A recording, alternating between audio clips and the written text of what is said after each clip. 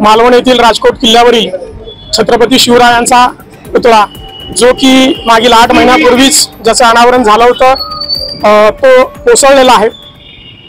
खरं तर ही अतिशय वेदनादायी बाब आहे। फक्त पुतळा कोसळलेला नाही तर महाराष्ट्राचा स्वाभिमान कोसळला आहे, महाराष्ट्राची अस्मिता कोसळलेली आहे, महाराष्ट्रातील जनतेचा विश्वास कोसळलेला आहे। या दुर्घटनेनंतर जबाबदार व्यक्ती ज्या पद्धतीने बेजबाबदार वक्तव्य करतायत, बेजबाबदार वर्तन करतायत ती तर अत्यंत खेदजनक बाब आहे। केंद्र सरकार या दुर्घटनेची जबाबदारी राज्य सरकारवर ढकलू पाहते। राज्य सरकार या घटनेची जबाबदारी नौदलावरती झटकू पाहते। नौदल आणखी कोणावरती जबाबदारी झटकून मोकळं होईल। परंतु छत्रपती शिवरायांची प्रतिमा उभा केली, छत्रपती शिवरायांचं स्मारक उभं केलं, याचं श्रेय जर तुम्ही घेता, छत्रपती शिवरायांच्या पराक्रमाची निशाणी असलेली वाघनखं तुम्ही देशात परत आणली, त्याचं श्रेय जर तुम्ही घेता तर तुम्हाला या दुर्घटनेची जबाबदारी घ्यावीच लागेल। कोणी जबाबदारी घेऊ अथवा न घेऊ, परंतु महाराष्ट्राच्या जनतेच्या वतीने या दुर्घटनेची संपूर्ण जबाबदारी मी स्वीकारतो आणि महाराजांची माफी मागतो की महाराज आम्हाला माफ करा, तुम्ही या महाराष्ट्राच्या मातीला स्वाभिमान दिला, तुम्ही आमच्यासाठी स्वराज्य निर्माण केलं, परंतु तुमचा एक पुतळा सुद्धा आम्ही नीटपणाने उभा करू शकलो नाही, त्यामुळे आम्हाला माफ करा।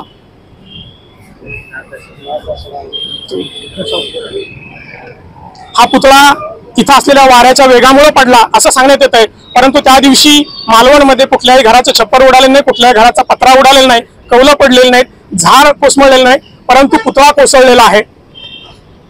या पुतळ्याच्या उंचीवरून की जो पुतळा जेवढा उंचीचा होता त्याच्यापेक्षा जास्त उंचीचा पुतळा आम्ही त्या ठिकाणी उभारू अशा पद्धतीचं आश्वासन आता दिलं जात आहे, परंतु ही उंचीची स्पर्धा नाहीये।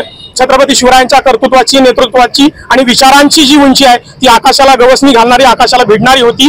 त्यांच्या उंची समोर आम्ही खुजे ठरलेलो आहोत, ही खऱ्या अर्थानं दुर्दैवाची आणि खंत असलेली बाब आहे। या पुतळ्याचं कॉन्ट्रॅक्ट ज्यांना दिलं होतं त्यांच्यावरती गुन्हे दाखल झालेले आहेत, त्यांना कालांतराने अटकही होईल। आता दुर्दैवाने महाराष्ट्रात त्यांची जात शोधण्याचा प्रयत्न केला जातोय। या महाराष्ट्रामध्ये महापुरुषांच्या बाबतीत जे महापुरुष ज्या ज्या जातीत जन्माला आले त्यांची जात शोधण्याचं आणि त्यांना त्या जातीच्या बंधनात अडकवण्याचं दुर्दैवानं राजकारण तुम्हामाकडून होतं, हे खरं तर आपला हा कपाळकरंटपणा आहे। परंतु त्या कॉन्ट्रॅक्टरची जात न शोधता त्याला हे कॉन्ट्रॅक्टर कसं मिळालं, ते चुकीच्या पद्धतीने कसं मिळालं, कोणाच्या इशाऱ्यावरती मिळालं आणि त्याच्या पाठीमाग कोणाचा हात आहे तो हात शोधण्याची गरज आहे। या संपूर्ण घटनेचं जे ऑडिट आहे ती पूर्णपणे चौकशी झाली पाहिजे, परंतु फक्त इतर ज्या चौकशा होतात चौकशांचा फारस होतो आणि त्या चौकशातून फारसं निघत नाही, हे या बाबतीत व्हायला नको।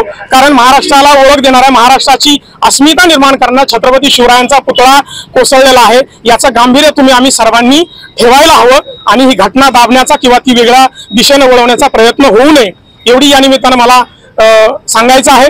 आणि जे या प्रकरणात दोषी आहेत ते छोटे असो मोठे असो त्या सर्वांना त्यांना मुळासकट उकडून त्यांच्यावरती कडक अशी कारवाई झाली पाहिजे, जरब बसेल अशा पद्धतीची कारवाई झाली पाहिजे आणि महापुरुषांच्या बाबतीत असं परत पुन्हा कोणी धाडस करू नये या पद्धतीची कारवाई अपेक्षित आहे। महाराजांच्या पुतळ्यापासून ते यशवंतराव चव्हाणच्या पुतळ्यापर्यंत तुम्ही जाणार आहेत नाथ, त्याबद्दल काय सांगाल? छत्रपती शिवरायांना अभिवादन करून त्यांच्यासमोर नतमस्तक होऊन नाक घासून आम्ही प्रायश्चित्त करत आहोत की महाराज आम्हाला माफ करा, तुमच्या जी विचारांची उंची आहे, तुमच्या नेतृत्वाची कर्तृत्वाची जी उंची आहे ती उंची आम्ही समजू शकलो नाही, तुम्हाला आम्ही समजू शकलो नाही, त्यामुळे आम्हाला माफ करा। तुम्ही आमच्यासाठी स्वराज्य निर्माण केलं, परंतु तुमचा एक पुतळा आम्ही साधा नीटपणे उभा करू शकत नाही, म्हणून आम्हाला माफ करा। आणि इथून नाक घासत प्रायश्चित्त करत करत आम्ही स्वर्गीय यशवंतराव चव्हाण साहेबांच्या समाधीस्थळापर्यंत जाणार आहे आणि स्वर्गीय यशवंतराव चव्हाण साहेबांना नमन करून त्यांच्याकडेही प्रार्थना करणार आहे। एवढ्या गंभीर प्रसंगी सुद्धा राजकारणी लोक ज्या पद्धतीने वक्तव्य करतात, ज्या पद्धतीने वर्तन करतायत, या राजकारण्यांना सद्बुद्धी द्या, अशा पद्धतीची प्रार्थना स्वर्गीय यशवंतराव चव्हाण साहेबांकडे आम्ही करणार आहोत. एबीपी माझा, उघडा डोळे बघा नीट.